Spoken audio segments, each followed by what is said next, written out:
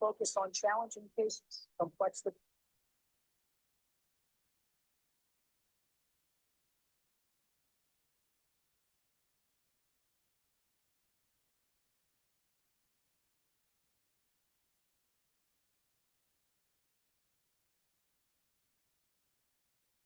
Welcome back to our show, Growing Minds. Growing Minds is a live program, although I expect many parents and servants will come and revisit the program in a later time. The reason we brought this idea to the surface, both for CYC and Light for Orphans, that we found that there are many servants and many parents are struggling to understand what to do when their child or this student is doing something weird, strange. Is it abnormal? Is it normal? And what to do with it. We covered several lectures so far, and we still have few more to go. And every single one of the faculty members is well chosen, and I can't speak how much I am proud of this program and how it's put together. It's really through the grace of God that this team have agreed to give their time and expertise to help us all to grow in how to educate and how to help and how to be better parents or better servants. This program also is an interactive program. We like to receive your questions while the session is going on. But also, we are going to ask you to please scan a QR code either during or after the session and respond to one simple question, which will tell us how much you benefited from this lecture. Subsequently, certificates can be given to you, and Father Dawood will be the one signing the certificate. Today's lecturer is like my daughter, but she became to be a co-servant and someone I love to be with, because Sylvia Zaki is not just a speech pathologist or someone who works in a very, very difficult field, but she is very dedicated to help our community, our children, parents and children alike, on how to get better. Her topic is very interesting, and I must say, very much needed: how to serve ADHD and learning disabilities. Sylvia Zaki, speech pathologist, we are very happy to have you today. Welcome to the show. Thank you, Uncle. Thank you so much for that kind introduction. Welcome back, everyone. Happy Feast of St. Mary. We're so glad to have you join us again here. As Uncle said, my name is Sylvia. I am a speech pathologist here in the USA. I work with children mainly of all ages in the areas of speech, language, pragmatics, and feeding. I work mostly with young children, ages 0 to 5 at my clinic, and I counsel many different kinds of families with many different kinds of people. So today I'm going to be talking a little bit about language disorders and how that applies to language disability, and different difficulties that you might encounter as a servant in a Sunday school classroom or in service. So I'll be speaking mostly to servants, but I will be speaking to parents as well if they have questions. I'll also be giving you a little bit of general information about ADHD, and some strategies on how speech pathologists support children with ADHD, as well as how you can support students like this in your service. But I want to remind you that you will get a chance through this series to talk to a psychiatrist who can give you a lot more information about ADHD, but I will do my best to support as I can. So just a reminder again to feel free to scan that QR code that you're looking at, or leave us a comment so that you can submit your questions or your concerns, and I'll do my best to answer. Let's start a little bit with learning how what a speech pathologist is. Our field is very vast, and as you can see from this graphic here, we cover a lot of different areas, and we work with people across the whole lifespan. So speech language pathologist is the official title, but they're also called speech therapists or communication therapists or just speech pathologists. It's going to vary based on your location here in the States or your location outside of the States. So it all refers to the same person, somebody who at the end of the day is trained to work with any breakdown in language concerning like cognitive skills, speech, anything motor concerning the mouth, pragmatics, the use of language between people, and feeding. Ignore feeding for today. That is a whole other category. We'll be talking about speech, language, and pragmatics. This can apply to developmental disorders, so anything in children as it develops, or acquired conditions. So a speech pathologist can work with an adult who, for God forbid, has had a stroke and has lost their language. That person also works with a speech pathologist. And as you can see, we work with everybody. We work to assess, diagnose, prevent, and treat a range of disorders. But our main focus and our key goal always is communication. What happens when there's a communication breakdown? Any struggle between a person to communicate due to cognitive or motor, so cognitive meaning anything to do with the brain, motor more to do with muscle, we can offer support in mostly a therapeutic environment like a clinic or an outpatient center or a hospital, or we can work in an educational environment like a school. So you'll see a lot of speech pathologists work in schools and in hospitals mainly. I happen to work in a clinic. So today we're focused mostly on language disorders. We are not going to be talking so much about speech difficulties like a stutter or an articulation disorder or anything to do with sounds that come out of the mouth, mostly language at the level of cognition. These are speech difficulties like a stutter or a lisp are often really obvious, or like you can hear them, you can see them a little bit more easily than the difficulties that are concerning language. They're harder to find, they're harder to recognize in a child. And this is often how our children suffer in silence because the adults in their life may not be able to immediately recognize the difficulty, and they can misinterpret their behaviors. And we'll talk a little bit more about what a behavior looks like, and how it can stem from a learning disability or a language disorder. But I do want to say that we're not playing the blame game today. I'm not blaming servants or blaming parents. We are just presenting information and offering strategies that you can try in your service or in your home. I'm not playing the game of pointing fingers today. So there are two main categories for a language disorder: receptive and expressive. A receptive language disorder is primarily a difficulty in comprehending spoken language. So as you can see here, receptive language disorder has, in parentheses, comprehension. So anything to do with understanding spoken language.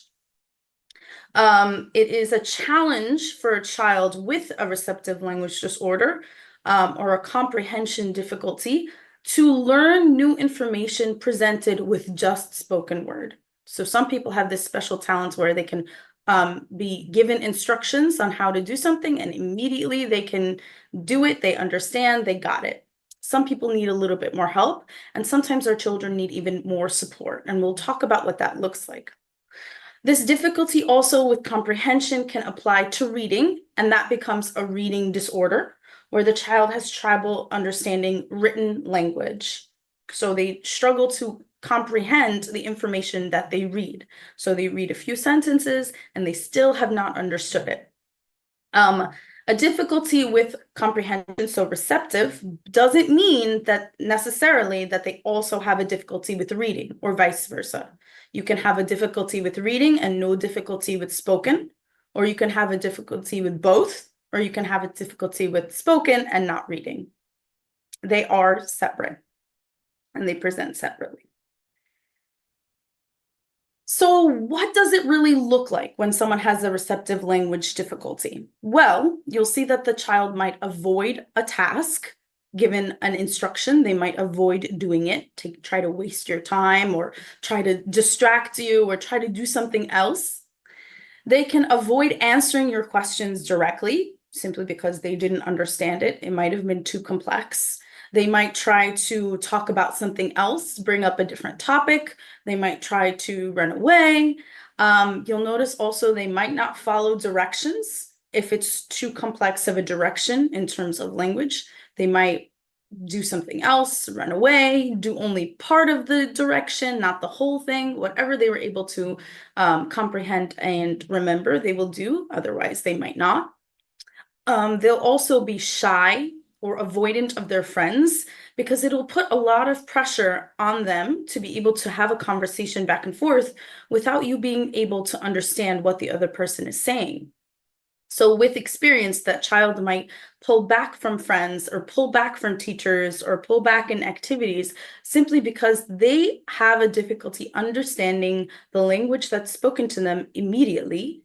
And so it creates a problem, and somebody might call them out on it or say, why don't you understand, or anything like that. And that causes the child to become nervous or anxious, and it causes them to pull back a little. So if you see a behavior like a child being shy, it might mean many different things. And we'll talk a little bit more about that as well. Not just that immediately they have a receptive language disorder. This is just one of many things that a child can have difficulty with. So what can we do in that moment? We can do our very best to recognize that there is a difficulty happening. I did get a question that applies right now. How can I tell if my child has a learning disability or is just lazy? From my experience, which maybe is not as much as a parent, but from my experience, children are not lazy. Children are trying to find the easiest, least difficult way to complete a task as much as they're able. So if they remember it, if they don't remember, then it's gone. So they are not trying not to follow your instruction. They are trying their best, but sometimes it's just too hard. Or for you, the servant, for that child that's having difficulty understanding or reviewing a story, for example, a story in Sunday school, difficulty because maybe they have not understood the whole story in their mind and they cannot answer your question. So it's important for us to be patient, expect that maybe it's too hard, have that expectation. And then in our classroom, take the time to present the information. So that might mean slowing your pace, like I'm doing now, to make sure everybody's on the same page with me. That might mean simplifying the information, simplifying the vocabulary. That might mean repeating the information more than once in a different way. So presenting the story one way and then retelling it again another way in order for everybody to be on the same page. It might mean using reminders. So stopping and recalling back the piece of information that you want them to remember. It might mean presenting simple and concise tasks. So when you want the child to do something, not giving a great big long sentence, but giving them little by little, task by task, in order to be able for them to complete it, have that feeling of accomplishment and move on to the next task. Something simple that builds on each other. So you're creating for them, or you're teaching them how to do complex tasks, but step by step without overwhelming them. And always use visuals, so visual supports. If we're telling a story about Abraham, maybe we have pictures, maybe we have a video, maybe we have somebody acting it out, maybe we do voices. You want to fill the child's perspective or what they're seeing and hearing as much as you can with sensory input. You want to give them more things to look at. You want to give them things that they're hearing in different ways. You want to include music. For some of the kids that we work with in our special needs ministry, sometimes we use physical things. So when it came time to be Christmas to talk about the nativity, we use little figurines of the characters that we were speaking about and letting the children handle them and talk about them and describe them more than speedily getting through the story and finishing our Sunday school lesson. So it was really important to take our time and spread the lesson over more than 1 week, perhaps, if the child needs it, or working on a topic at school for a little bit longer, coming home and working, reviewing that information again to help the child understand. And lastly, giving multiple chances to practice. So the child that's sitting quietly that is having difficulty understanding, we want to give them more chances or more questions for them to make sure that they're on the same page without drawing attention to them or making them uncomfortable. But we want to give them more chances to practice and more check-ins, more reminders, so we don't lose them. So we know at which point did you understand? Like, let's go over it again. What do you remember? And with each step of the way, giving the child success so that they have that self-esteem to be able to continue working with you. Because difficulty with comprehension often presents with self-consciousness because they get lost in conversation or they get lost in the lesson and they can't understand you and they don't remember where they got lost. They just know that they're lost. And now they're being asked questions and all their friends are ahead of them and they cannot keep up. So really important to slow things down, repeat, and show it in different ways. So what does that mean at home? That means that we can repeat the instruction, not get frustrated immediately, not get upset that they're not listening. Repeat the instruction, maybe have pictures of the things that they need to do, and they can take the picture down and throw it away when they're finished doing it if they're working on chores, or if like homework can be spread out so that they can see what they need to do, or they can use a whiteboard to draw information if they need to, and teaching them these skills. Now, this is for school-age kids that are perhaps late elementary, middle, or mid-elementary to middle school, high school, definitely. They can do this. If they're a little bit younger, it takes a little bit more support from professionals, but these are things that you can do as a servant, as a parent, or as a tutor, or as an adult who works with children that might have this difficulty. So moving on here, let's move to the other category of language disorder called expressive language. So we have both. We have receptive and expressive. We have a skill of understanding and we have the skill to express. So when you have a thought, you're able to speak it and share it with someone. Now you can speak it and share it in many different ways. You can use your voice, you can use nonverbal communication, you can use gestures or signs as a way of engaging another person and sharing your ideas. So this can mean, this can refer to any expressive language disorder. Again, it's a wide umbrella. And it can refer to outward expression of any kind, whether it's the form of the language, so putting together sentences according to the laws of the language or according to the grammar, that can be difficult. It can be organizing language overall, so being able to step by step tell a story that makes sense in order and make sure that the other person can understand it. Tell a comprehensive story. It can be word finding, so they can't always find the words that they need. A child can say this or that. rather than like this phone or this computer or this person. They can't remember the name of the person, or they're having trouble using the vocabulary correctly. They might make mistakes, instead of a pen, say a pencil, because these words are closely related, but then get frustrated because they really wanted a pencil, but you gave them a pen, and they didn't realize that they made that error, or they're too frustrated, or there's too much pressure for them to find the words that they need, and so they kind of end up not answering you at all. So a lot of children with expressive disorders might not even speak at all. It's just too hard, or they can't, or they use short phrases, single words, without being able to tell you a story or explain how they feel or talk about what happened at school. They just can't put it in order. So they might talk about snack time, and that happened last week, or they might talk about their friend who they are going to see next week, but they said, I saw them yesterday, but they didn't. So they're having trouble with that form of language, with different concepts that are in language. It gets to be very complex, but not to give you all of that.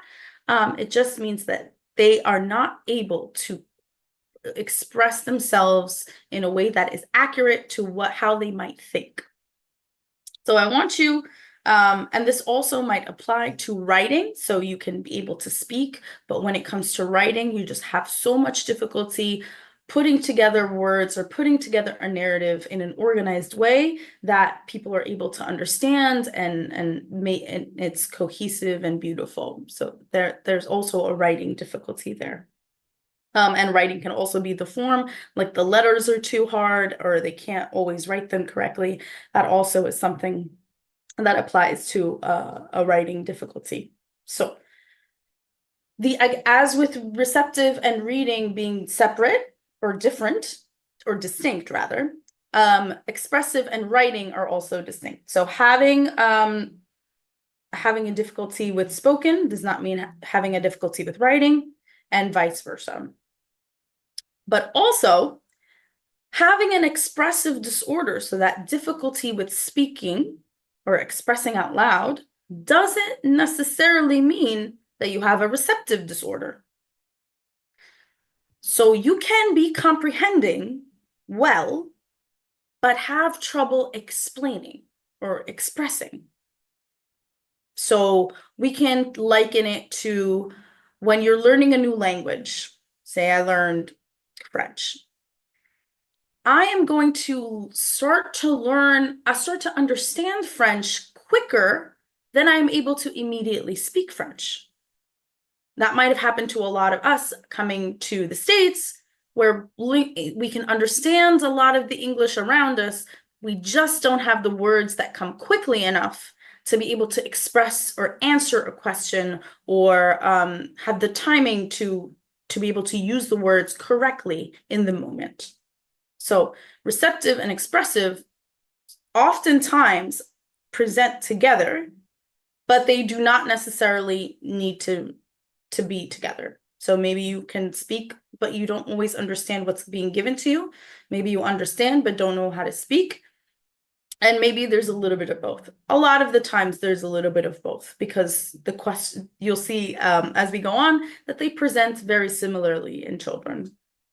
So just to keep this in mind, I'm not asking you to remember every single thing, but I want you to keep this in mind when you see that child having so much difficulty, that we see so many behaviors. Why are they acting that way? Why is that behavior emerging? Where does it come from? What is the frustration? More than we need to work on the behavior. We need to make the behavior stop. We need to sit down. And we'll talk a little bit more about this as well. What does an expressive difficulty look like? You'll notice that it's the same exact things as receptive difficulty. So whether they are having difficulty understanding or sharing, they're going to avoid the task because it's too hard. If you're asking them to present in front of people, if you're asking them to answer a question, if you're asking them to follow a direction and they didn't get a chance to have a conversation with you about it, because they don't know how, or because they don't have the language fast enough for them to help them fast enough.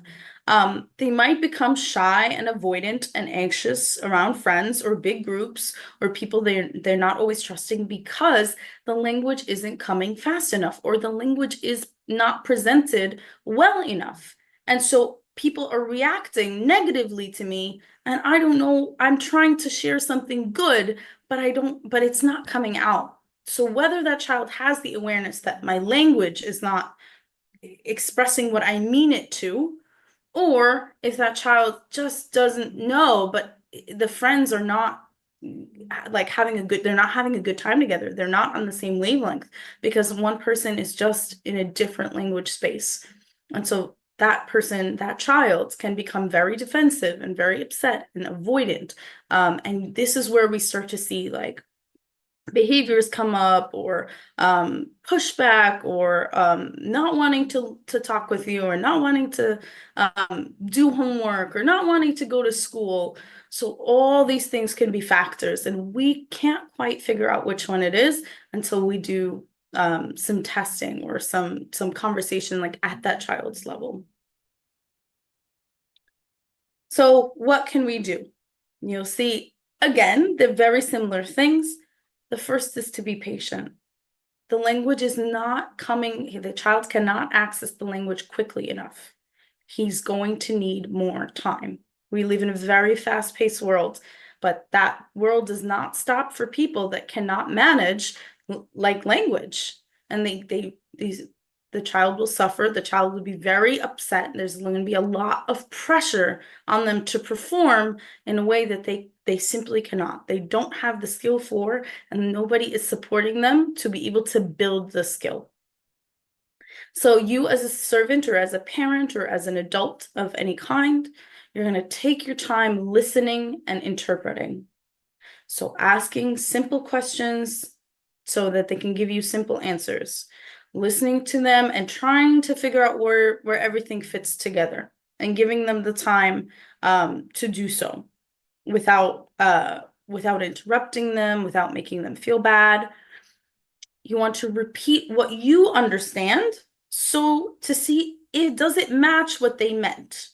So I think you're saying this, and this. Am I right? And that way they feel heard, and that way they are understanding a little bit more of what you're saying. And if their receptive is stronger, then they're going to be able to do that. You want to model the correct language. So if they made a sentence that doesn't make sense, you want to repeat it back to them correctly and have them repeat it like you said it, the correct way, the grammatical way. Not something you can emphasize all the time, but if it's something that will help have their message come across better, then it might be something worth doing. We also want to use visuals. If you are working on putting together stories, or putting together, if you want them to talk about things if you want them to tell a story, for example, maybe you'll put the pictures in order, and then the picture will be a reminder, and then the child can talk about what's in the picture instead of having to hold all the organization in his own head. And again, giving them multiple chances to practice. We want the children that are having difficulty to be more engaged and participating more in activities, not swept off to the side, and not given one-on-one attention necessarily, unless they need it, but being a participant in the big group and doing just as much as everybody else is doing, as much as they can handle. So, yeah, I think it'll help us also as servants to think about this one thing. If you're living in a space, you're living in a country, or living in a city where no one speaks your language but you, how frustrating can it be to have someone make assumptions about you? Say, this child does, you don't understand, you are silly, you don't know anything, you can't answer my questions, and have you understand them in their language, but not be able to reply and not be able to defend yourself. It becomes very, very frustrating, and it it'll cause a lot of anger, a lot of hurt, because that child just simply cannot reply to you, just does not have the language, or maybe in the moment does not have the language. And then if they can't use language we also use to help us process our own emotions. For those people that like to journal, that like to talk to others, to help them work through emotions, that child doesn't have that. So now we have these big feelings sitting in our hearts, and we have nowhere to put it, and it'll come out as a behavior that you might interpret as defiance. So we want to keep this in mind. We want to be thinking about their perspective a little bit more, as best as we can and as much as we can.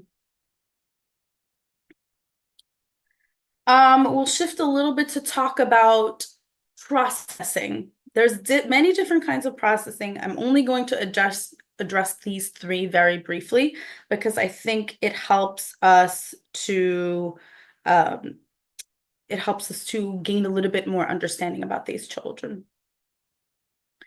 So for auditory processing, that means information that is coming through your ears, spoken out loud, to your brain. Now, the problem is not your ears. Your ears are working fine. The problem is that as the information passes from your ear to be interpreted or digested, I like the word digested, in your brain, there's something that happens. So being able to differentiate different words, the words, I can hear them, but they might get jumbled, and now I don't know what it means.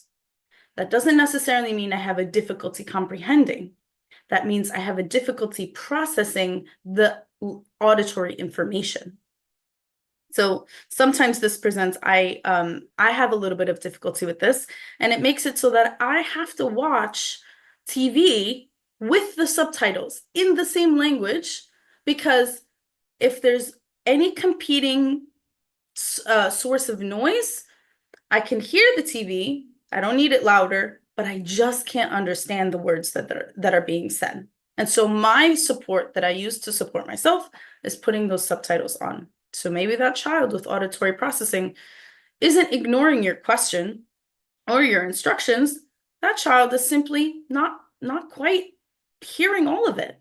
If it's written on paper, does that make it easier for him? Maybe, maybe not. Does he understand it better that way? Maybe, maybe not. It's worth a try.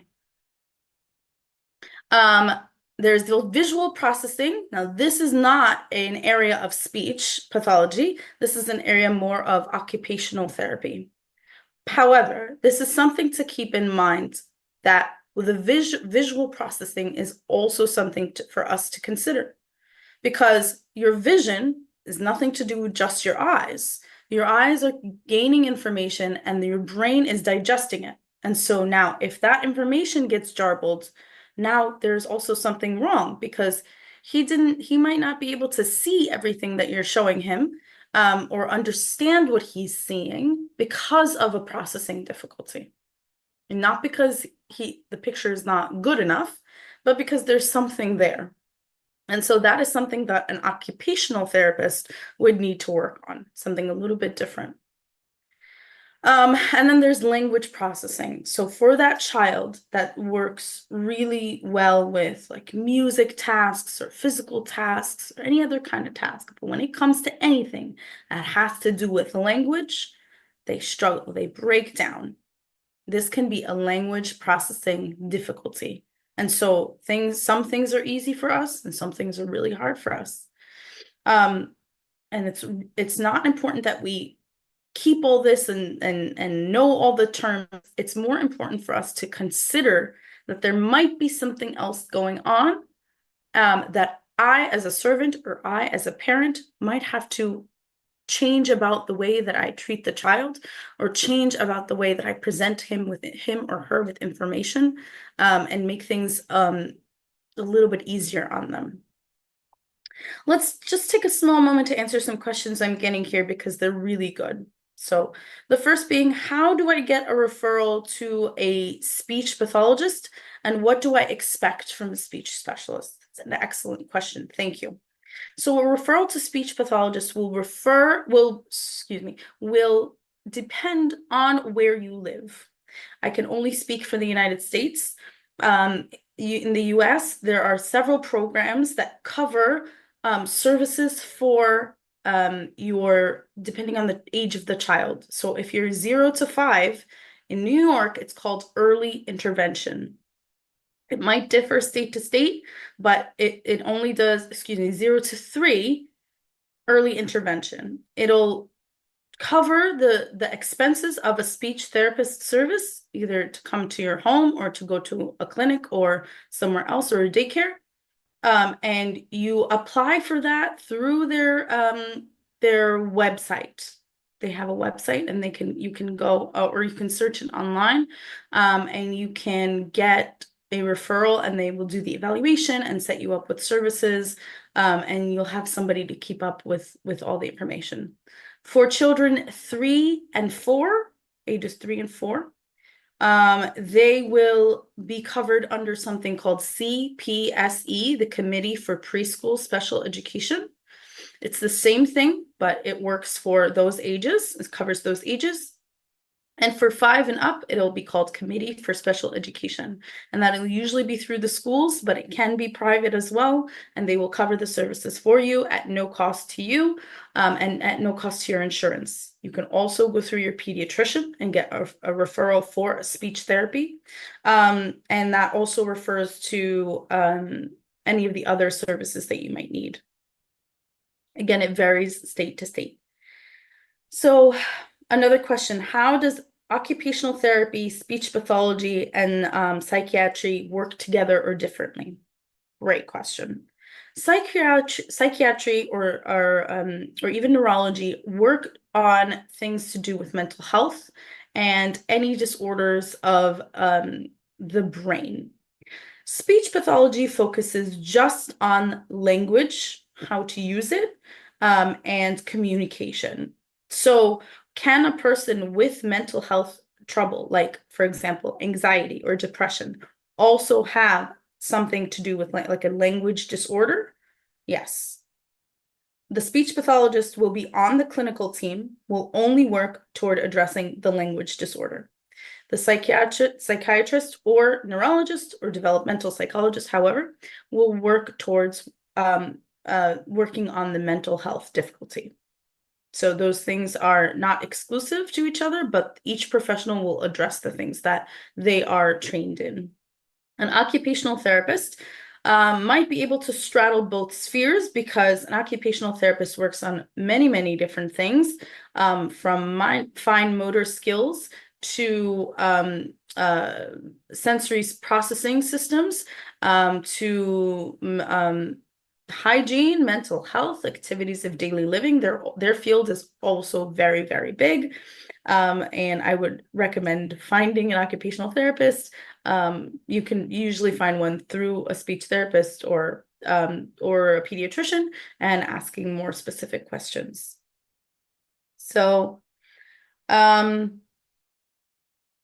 let's continue with questions, because they're learning difficulty related before we shift gears. Our next topic is a little bit different. What signs might indicate that a child's speech or language difficulties are affecting their academic success? Great. The child might be task avoidant, as we talked about. They might ignore their homework or procrastinate their homework, or it takes a lot of effort and a lot of parent attention to complete their homework.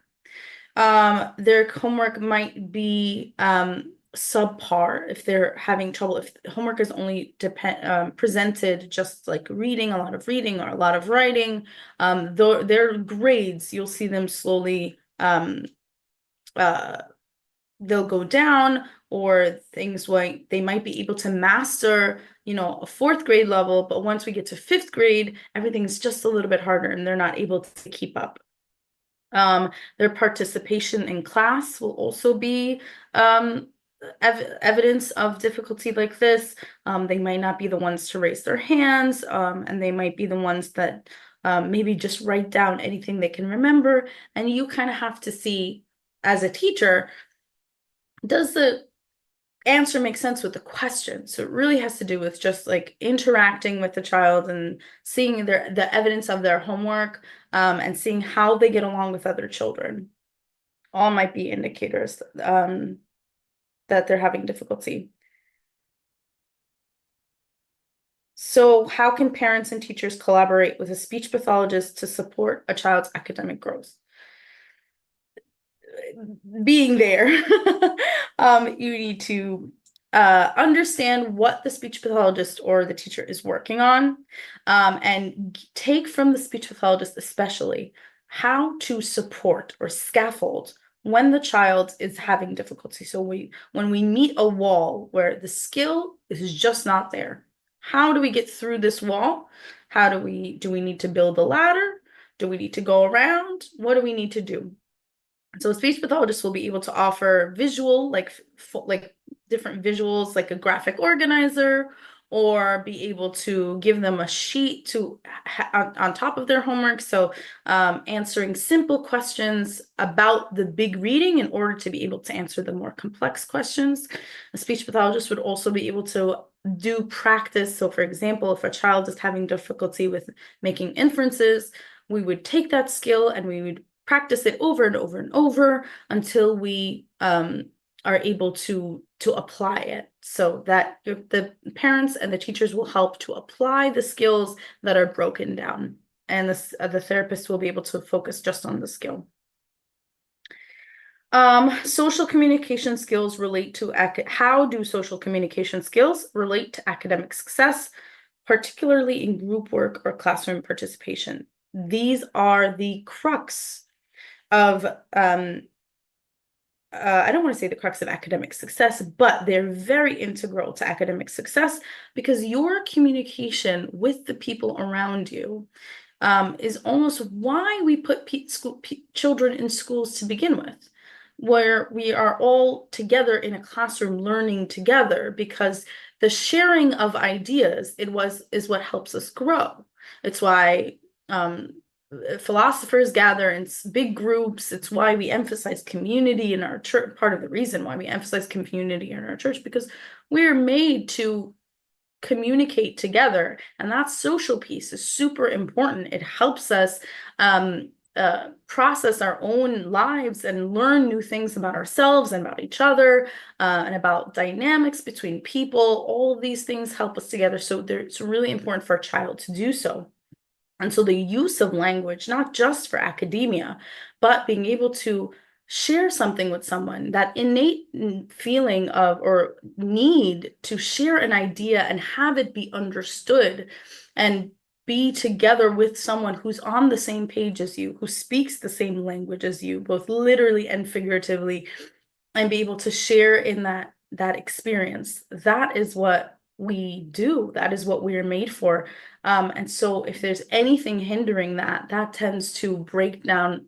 We see the breakdowns in academia, but academia might not necessarily be the most important thing that we're working on. Rather, that social piece, that creating good rooted friendships, that creating relationships with parents or with teachers or with servants, all that stuff, that is all really important. And it stems from this ability to form and use language appropriately and in the way that we learn how to do it. So those are really important skills.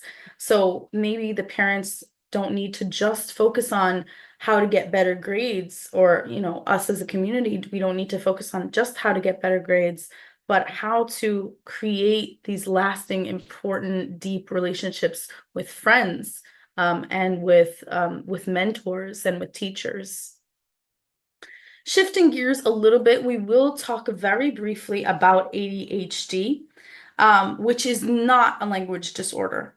This is something entirely different. This is a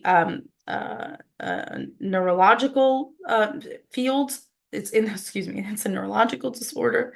And it is a difficulty with executive function. So we'll talk about that and how speech pathologists can support. But it is important to note that a person with ADHD does not necessarily need to have trouble with language at all. They can, but they don't need to. So Very, very different from language.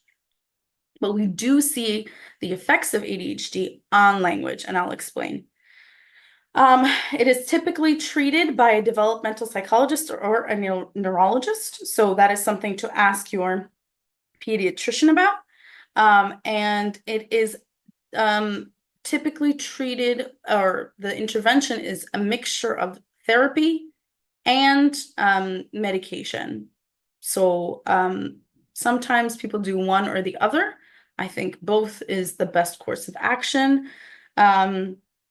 And it is really important to talk with your doctor, your pediatrician, or your developmental psychologist about the effects of the medication, how to give the medication.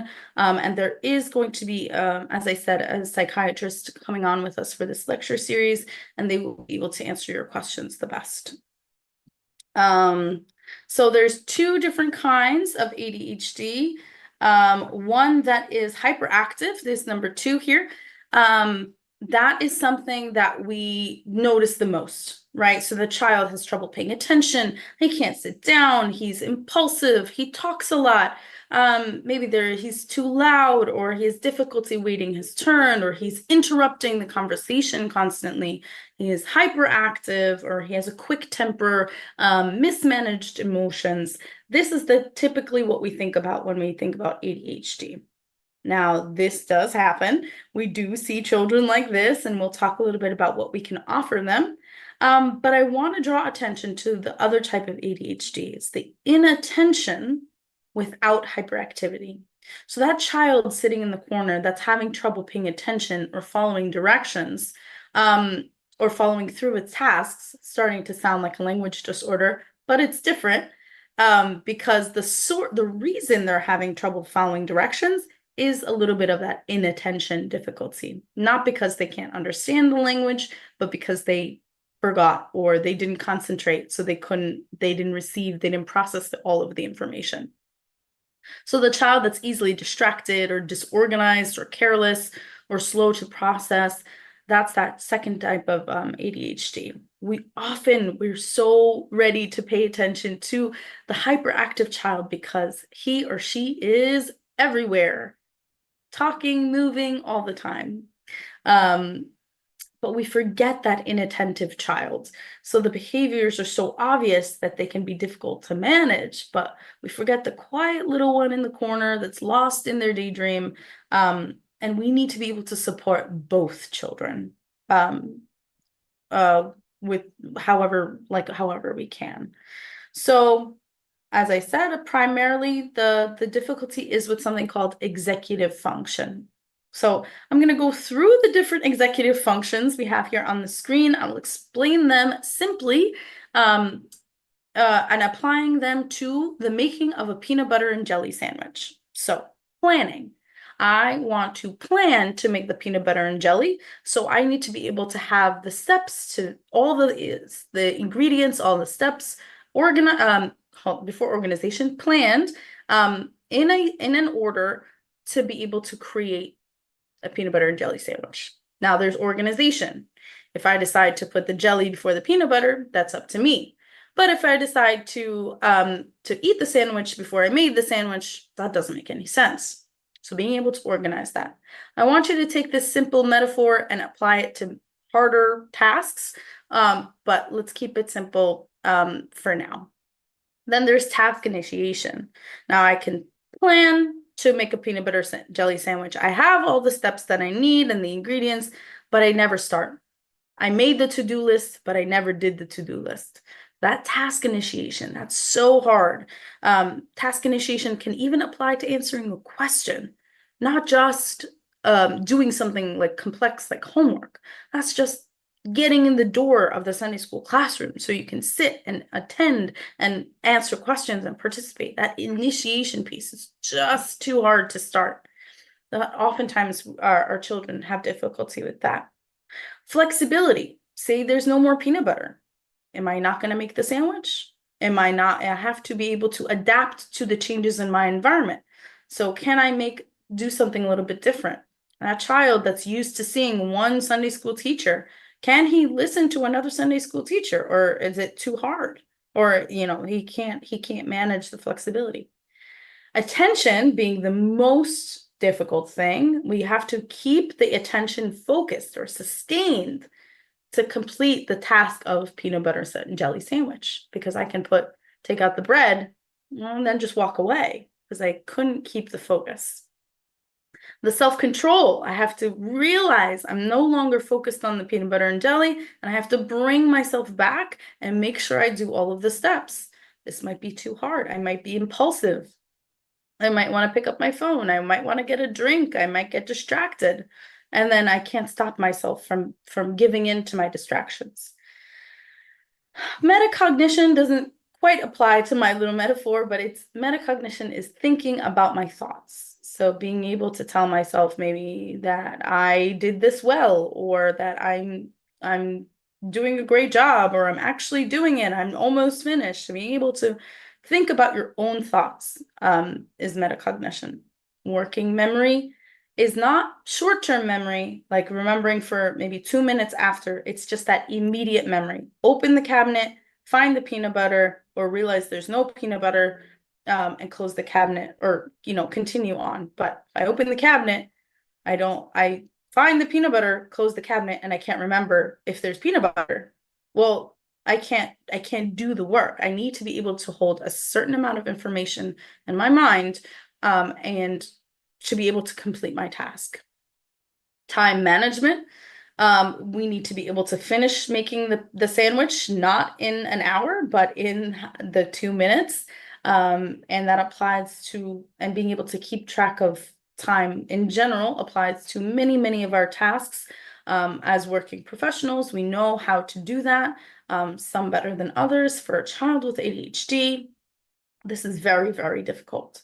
So maybe a child with ADHD in your Sunday school classroom can sit for maybe 15 minutes, but he can't do all the things that you expect him to do in those 15 minutes. And he's only got 15 minutes of attention, maybe.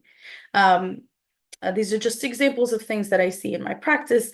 And I'm sure this condition is much more complex, and we can go further in depth. And there's also perseverance. This is one of things that I meet with a lot. So there's low frustration tolerance. I ran into a problem. I don't have the focus or the attention or the flexibility to fix it. It's too hard. I give up. So I noticed this with a lot of my kids, is that they're listening to your question and their answer is, I don't know, or I'm not sure, I don't remember. And it's immediately after the question. You heard me, you didn't hear the question, you heard me ask a question, and then I don't know, because they couldn't work through all the steps that it takes to find the information and give me the information. And so I don't know is the easiest thing to say. So that child that's at home just answering mom and dad with, I don't know, I don't remember, maybe, I don't know. They might be dealing with that difficulty to find the information in their mind. So perseverance, like keep going, problem solve, get the goal. And that goal just might be a simple task, but it still can be very, very difficult. So parents, what do I do? I'm not a parent, but I want to advise as many parents as possible to seek medical professionals to diagnose, assess, and treat your child. We want the medical professionals who are trained in this, who want nothing more than to give you relief, who want nothing more but to help you and not make things worse for you. They want to make your lives easier. We advise strongly that you find these professionals, you ask as many people as possible, and you get the help that your child needs. As Dr. Mina Mirham said in our first lecture, the sooner you ask for help, the better for your child. So oftentimes we are not accepting of the child's condition, or we don't really understand, or it's hard or it's complicated. We don't know what to do. And so we don't do anything about it. This is very dangerous because life is going to get harder for your child. It's not going to get easier. And people are not going to make excuses for an 18-year-old the same way they would make excuses for an 8-year-old. So, or give grace. So they might be understanding of an 8-year-old who's having difficulty somehow. But when they get older, people expect more of them. So the pressure gets higher. We don't want them to suffer more. We want to give them strategies. We want to make things easier for them. So a lot of families take the behavioral intervention way, but this is not the only way. Behavioral intervention means that we want the child to sit. We want to see the child participating. We want to see the child get along with their brother and sister. And we don't want to see them raise their voice. And we don't want to see them maybe get angry. These are all behaviors that you would love to see for your kid, for your child. But we need to see past the behavior. Why is my child so angry? What is the difficulty? There has to be a reason for it. And if we can manage the reason, maybe the behavior will go away. Now, there's a difference between a behavior happening because the child is actively being disrespectful, or actively being wanting to be harmful, or actively wanting to be malicious. Sometimes there are children that have that reaction, but most of the time that is not the reaction. Most of the time, the behaviors are due to an underlying cause, and it is very important for us to find the underlying cause first and try to support them before we move on to they need to be punished. So behavioral intervention refers specifically to punishment or reward. If you sit down, you get more stickers or more candy, or a trip somewhere, you get to go to the park. A child with ADHD might need to move a lot before he can sit down. He might need to expend that energy before he can sit down. So for you to flip it on him or her and say, you can't go move around, you can't run until you sit down for X amount of minutes, that is an impossible task. That is too hard. It's not something that they can work toward. So behavior intervention might not be the only way to treat a child. And we have to think about what their bodies need and what their bodies can do before we apply this behavior intervention. We don't want to confuse the behaviors for maliciousness or difficulty. Our children are acting out of vulnerability, not to make you angry. So they're not going out of their way on purpose to make you angry. They are struggling, and this is the reaction. This is the only thing they knew how to do. They don't have a better skill set. They don't know better. And the younger they are, the less they know. So we need to keep that in mind. If he doesn't sit, it's because he can't, just like we said. If he doesn't finish his homework, it might be because he can't. And if he can't answer your question, and if he doesn't answer your question, excuse me, it might be because he can't, not because he won't. So those are really important things to keep in mind. As a servant, I want you to think about 3 things: presentation, scaffolding or support, and environment. So in your, as a servant, you can support both the families and the children, especially in those Sunday school classrooms, which I know you're probably managing many, many things at the same time. Every child has different needs. Every child is working for a different goal. They're very excited, or they're very not excited, and you have to manage all of that. If you can, and if you and your co-servants can sit together and work on creating something for the children that need extra help, then that would be perfect. So what can you change about what the child is seeing and hearing in your presentation? Is just telling the story enough, or do they need some sort of visual, a chart, a big chart with lots of colors, or maybe they can't handle all the pictures and the colors. Maybe it's too loud in the environment and they can only concentrate on a few sounds before their system gets overwhelmed and they can't hear you anymore.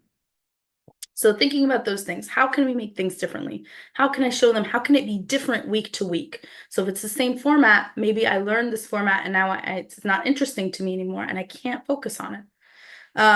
Is the information too hard? Is it too complex? Do I have to change it? Do I have to make it simpler? For scaffolding, what can you adjust? What can you adjust in the moment? So when I'm explaining, I can be really animated and then I could relax. Then I could use my voice and raise my voice and then I could lower my voice. Or I can use really complex, like the complex story as it is, and then I can make it a little bit easier and review things with them and hey, remember this big thing, or as however you decide that you or however typically your curriculum has set for you, like the stories or the discussion topics, however you're going to present them to your Sunday school kids. And you want them to engage. So I want us to be thinking about things that, how do I get this child to participate? What is the interest, and how from that interest can I pull them in to this story or this topic or this spirituality is the most difficult and most worth talking about thing that we do.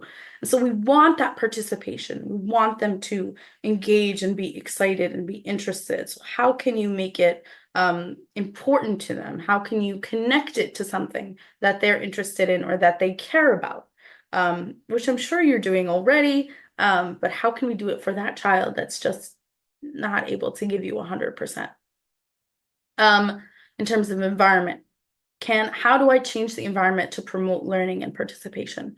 How do I make it a little bit easier for the child that's easily overwhelmed by noise or by visuals, or that child that needs more visuals or needs louder voice?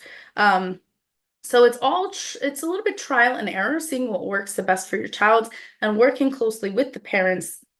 And if you can, if you get the information about their teachers, then you'll see what is the best way to present information for this child and to get him excited about what we're doing and have everybody participate together. So with that, we do reach the end of my presentation here. I have a question on the screen here, and you can go ahead and answer it by scanning this QR code. Simple multiple choice. What does a mixed receptive expressive disorder mean a child has difficulty with? Does it mean sharing thoughts, understanding, both, or neither? So you can go ahead and answer that for those of us that are following the whole lecture series.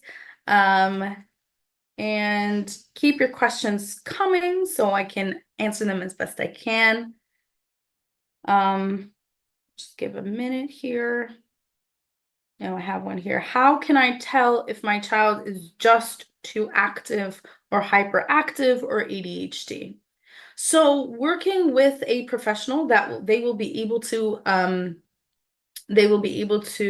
help you make that distinction. Sometimes a child might not be ADHD, but their body needs to move, or they have sensory difficulties, or if they're too involved with screen time, then their body doesn't get to move enough. They might need to move.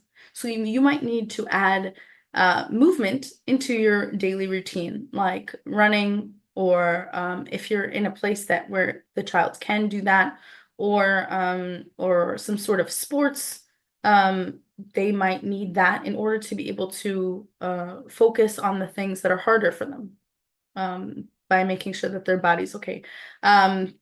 Definitely a professional will be able to help you with that. They might be able to break it down a little bit easier.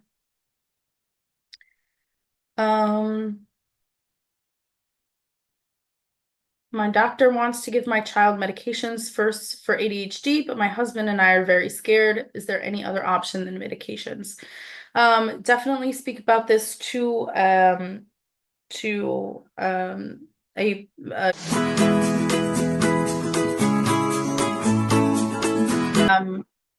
Definitely speak about this with your have a continued conversation with the doctor, and continue to give them ask questions, and have them break down what is the medication going to do, what are the side effects, and then also speak with teachers if they need speech support or support in the classroom that's not just speech or OT, and they should be able to come up with a comprehensive treatment plan.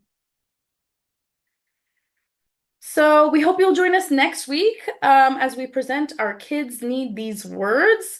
I'll be back in a few weeks to talk to you about autism, so please stay tuned. We do meet every Thursday and Friday night until September 15th, and we meet at 9 p.m. Eastern Standard Time. So I hope you enjoyed that, and please continue your questions. We can continue to answer them throughout. Thank you, guys.